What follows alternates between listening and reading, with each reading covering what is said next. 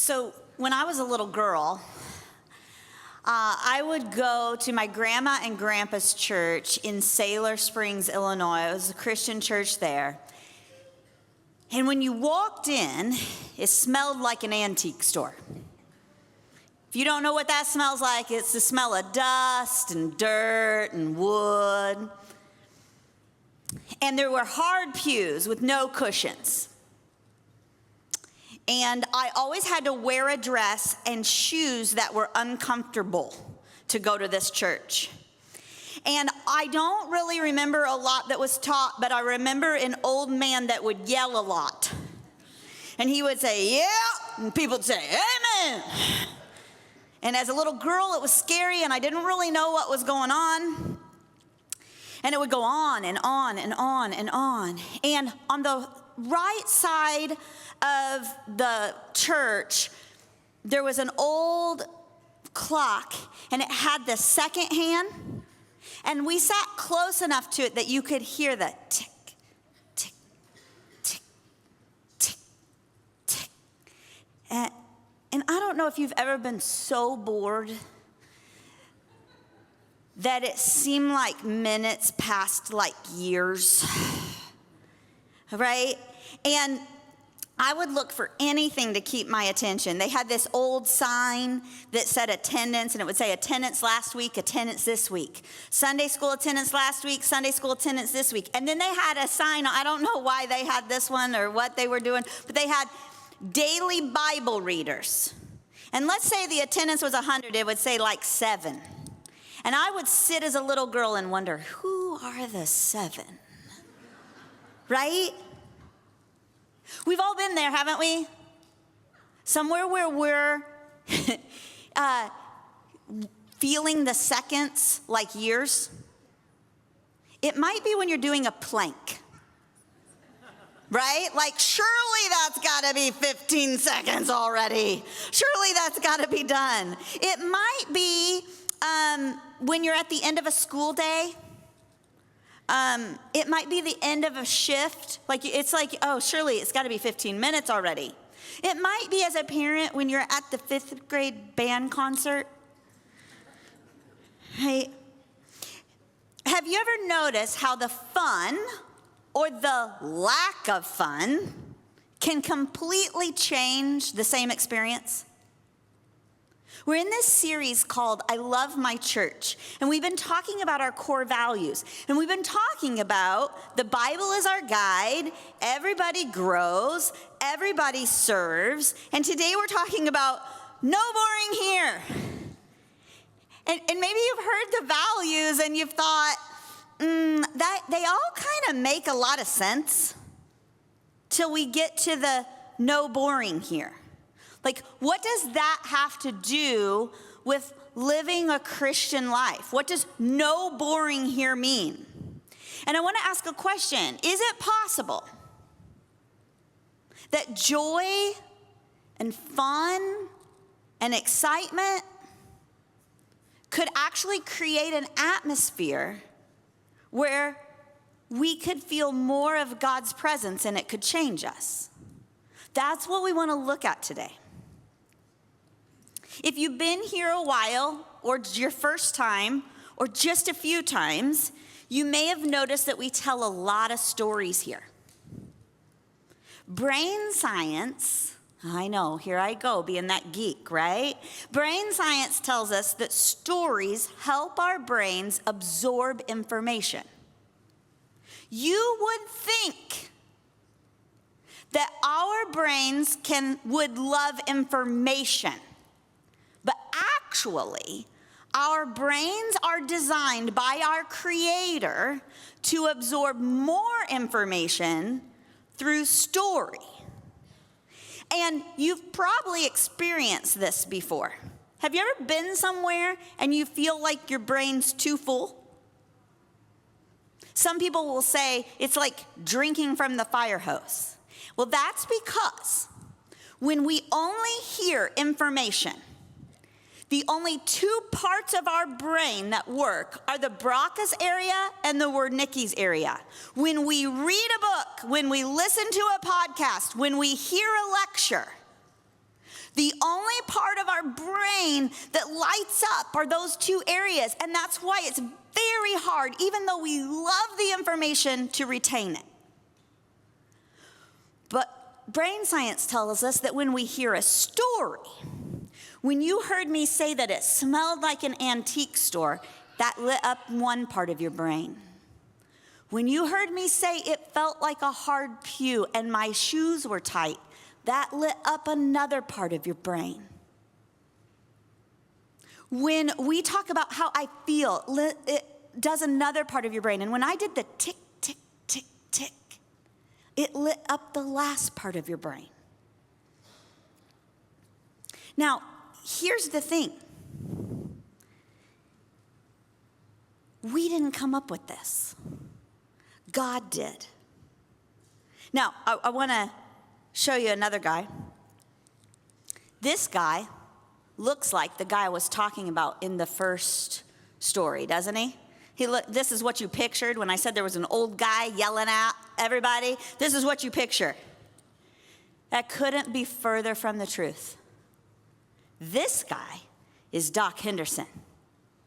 When I landed in Bible college at Lincoln Christian College, the only thing people would ask you when they first met you, they would say, hey, what are you? What's your major?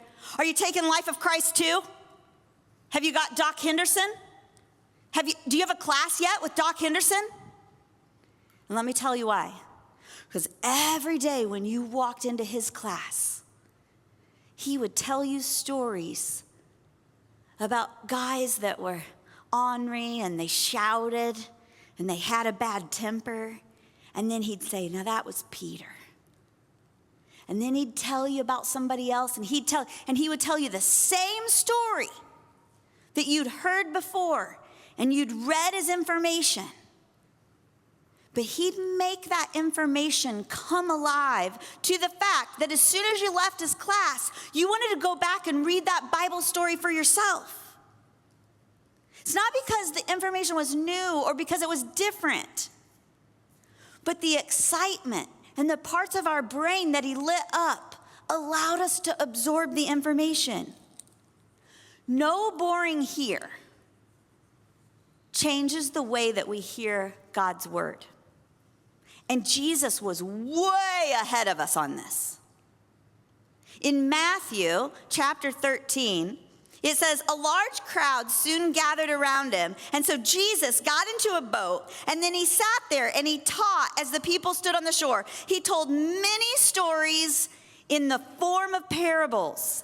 Jesus, in his entire teaching, was not about information. Jesus was about hyperbole and humor and common experiences because his ultimate goal was that we would know and understand God's character and be in his presence. And so he knew how to do it. We've seen this happen at the Village. We just recently had at the movies. And we had higher attendance, and the feedback was, our children loved it. They could really understand. And when we went home, they wanted to hear the Bible stories. At the Village, our communicators, everybody that stands on this stage, is going to get up here, and they're going to tell stories about their life. And what we want you to understand about our core value is that is not so that you like the communicator better. It's not to entertain. The reason why our communicators will tell you stories is that so hopefully your brain will open, absorb, and be able to understand what God's character is about and what his presence feels like. So today, we're going to turn to a story. And no boring here is not for fun's sake alone. It's to create an atmosphere to help us embrace the changes that God longs for us.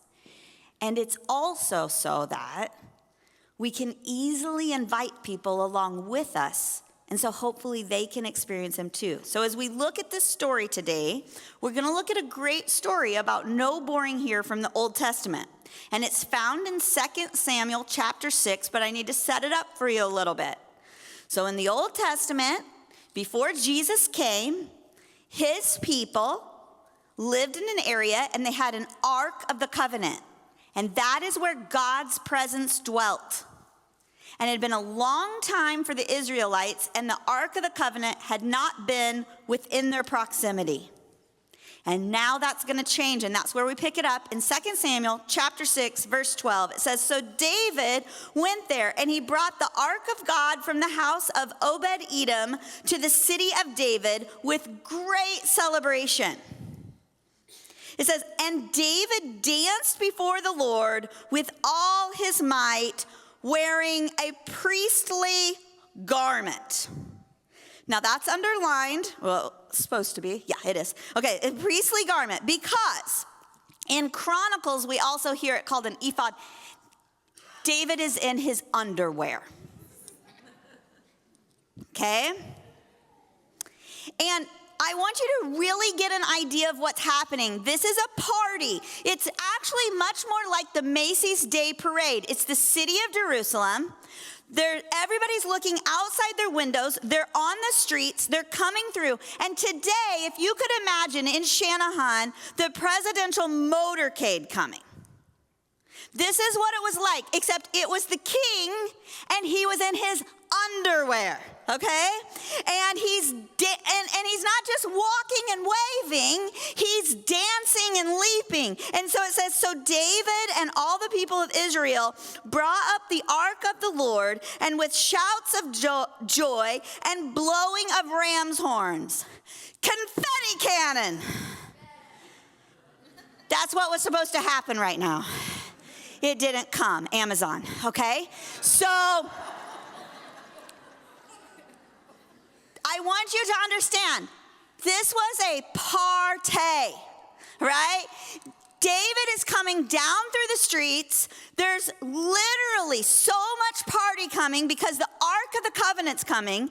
And then the next part we see, but as the Ark of the Lord entered the city of David, Michal, the daughter of Saul was the king right before David, looked down from her window when he saw King David leaping and dancing before the Lord. She was filled with contempt for him. Haters gonna hate. But really, sometimes we want to gang up on Michal right now, don't we? I mean, there's a party going on. The king's in his underwear. We all love it. If we were there, we would love it. But maybe we would have been a little more like Michal. Sometimes when we see something we don't understand, or we see people acting the way that we wouldn't act, we sometimes want to judge them a little bit, don't we? I mean, and no matter where you fall on the Jesus following side, whether you're brand new or you're kind of just checking it out, or whether you've been a believer for a really, really, really long time, you can fall in either one of these camps. Like, what are those weirdo church people doing? If you're new to it, right? And if you're old to it, you might be saying, do we need to do that? Do we need to add more to the Bible? Do we need to make this fun? Is this a gimmick? And sometimes, no matter where we are in life, we can find ourselves in the mind of Michal. David doesn't notice or know anything about Michal's contempt. So he goes on and he says, when he had finished his sacrifices, David blessed the people in the name of the Lord of the heaven's armies. Then he gave to every Israelite, man and woman, and I think children probably, in the crowd, he gave them a loaf of bread, a cake of dates, and a cake of raisins. Now that doesn't sound delicious, okay? But if it was Nate, he was giving him a Mountain Dew and an ice cream and a candy bar, right? This is what that was. This is what that was in the time frame, okay? Part of God's culture is celebrating with food. Think about that. Every other creation that God created, food is only for survival. But for humans, he said, let's celebrate. Let's use it for enjoyment. Let's use food for fellowship. And so the village, we embrace God's instruction. And our core value of no boring here, most of the time, it involves food. And that's not just because Nate's Willy Wonka, okay? It's because it's biblical. So it says, when David returned home to bless his own family, Michal, the daughter of Saul, came out to meet him. She said in disgust. So imagine her, right? He's still standing in his underwear. How distinguished the king of Israel looked today, shamelessly exposing himself to the servant girls like any vulgar person would do. She's now taken it a step further. It's one thing to not feel it when you see somebody else celebrating. It's a whole other thing to step in and ruin their joy, isn't it? And I just want to take a sidebar. Today's all about joy and wonder. But I think we need to recognize that if there's ever a time that we need to step in on somebody's joy, it might be a root of bitterness in our own life. And it might be something we need to check out on ourselves. And that's a lesson we can learn from Michal. But back to the story. How does David respond to this? It's hilarious. Okay? So David retorted to Michal, I was dancing before the Lord, who chose me above your father and all his family. He appointed me as the leader of Israel, the people of the Lord, so I celebrate before the Lord. He's basically saying, if I offended you, that wasn't my intention, but it wasn't dancing for you. And then he goes to one of my favorite verses in the Bible. In the New Living Translation, which is what we're reading in, he says, yes, I am willing to look even more foolish than this, even to be humiliated in my own eyes. But the verse that's most popularized because of an old worship song says in the NIV, I will become even more undignified than this. I will be humiliated. And he's basically saying, when I'm worshiping the Lord, I'm not going to worry about what anybody thinks. And he's also saying, you offended by my underwear? I could take them off.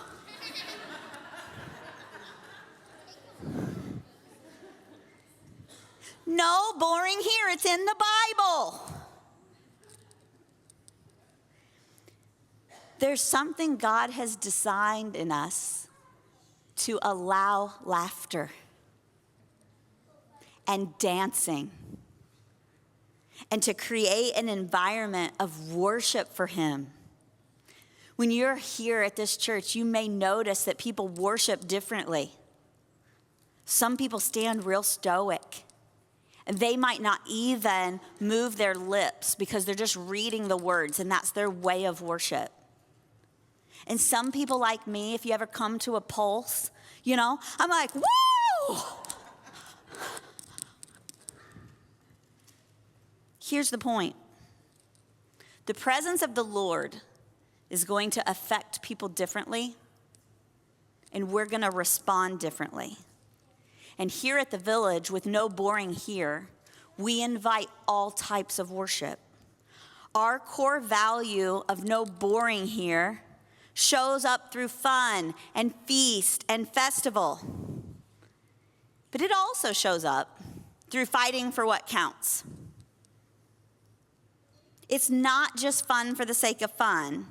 It's to create an atmosphere for other people to embrace God's presence.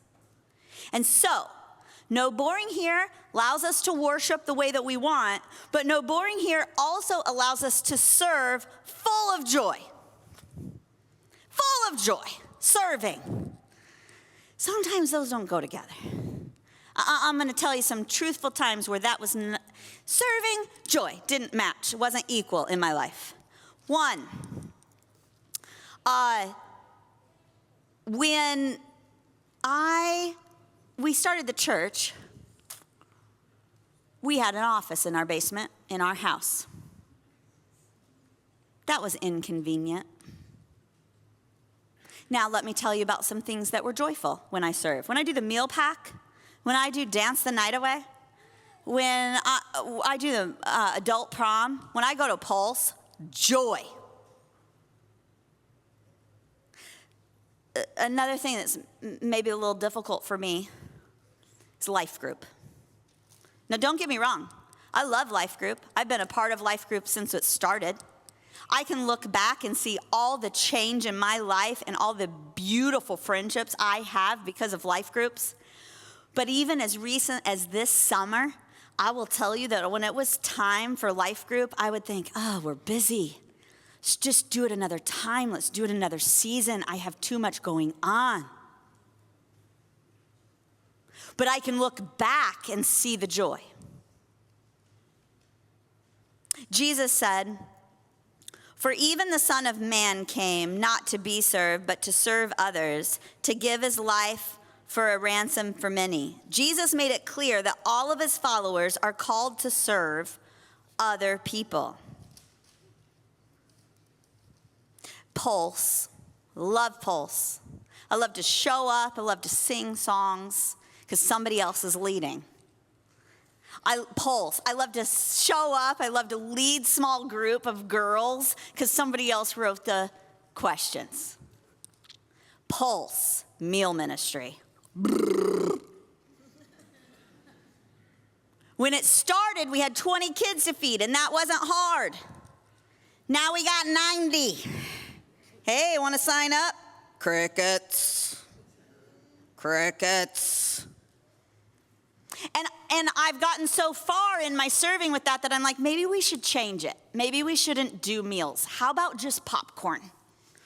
Everybody likes popcorn.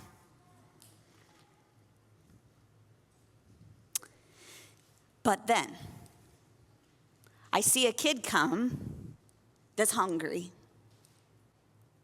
because it's been 2 days since Friday. Or I see a kid that's so nervous to come to Pulse. It's overwhelming. There's so many kids from 6th to 12th grade, and they're nervous. But then we have a meal, and we sit down, and they sit by their friends. And you know what everybody knows how to do? Eat. And so it's not something you're uncomfortable with. It's not something you don't know how to do, and they eat. And so I get that when having a church office in my home was inconvenient, it was worth fighting through the inconvenience. And I get that when I don't want to go to life group because I'm busy and I'm tired and I have 4 million things to do, it's worth fighting through giving up my precious time. And I get with the Pulse ministry, feeding those kids. It's worth fighting the uphill battle. There are plenty of times that serving requires grit that's not fun, and that it's just done in obedience. But maybe when you're serving with people that you love, it becomes full of joy. Or maybe there is joy in the moment. Or maybe you have to look back on memories years ago. We had that church office in our home, and I will tell you that more conversations come up of laughter and joy with staff and with our own family from just that experience than all the vacations combined. Or maybe we fight through for what's right with no boring here for the impact of the kingdom. Have you ever gone to church and thought, wish it was more boring here? Me neither. Whether we have no boring because it's just plain fun, or because we're spending our lives on something that counts, we want you to be a part of it. No boring here can't happen by the people on the stage. No boring here, as one of our core values, can't happen just with our staff. No boring here helps us to create an atmosphere that for the people that you love to come and embrace the changes that God longs for us. So, we have 2 takeaways for you today. Number 1, we want you to join in on the fun and invite others to do the same. So, today, there's a dunk tank. My son Carter's in it. Knock him in the water. Join in the fun, right? But also, get on a serve team. Get in a life group. Get in God's word. Join in the fun. No boring here. And then, join in fighting for what counts. Let's show up and serve our community. I got a secret for you. We don't do all these things. Game day, dunk tank, all pulse for all the people that already attend. We do it for your neighbors and your family members that don't know Jesus. And it's sometimes hard to say, do you want to go sit at church with me? Because all those people are thinking is tick, tick, tick, tick. So we do no boring here. So you can say, do you want to go to a game day? Do you want to go eat hot dogs? Do you want to have lemon shake-ups? Do you want to do these things? And so we invite you to join in fighting for what counts. That's the no boring here. Can we give up our limited time? And boy, it's limited. Our limited money, boy, is shrinking today. Our limited energy towards something that will count for eternity. There are very few, if anything in the world, things more joyful than seeing someone that you invited turn their life over to Jesus. It's definitely not boring.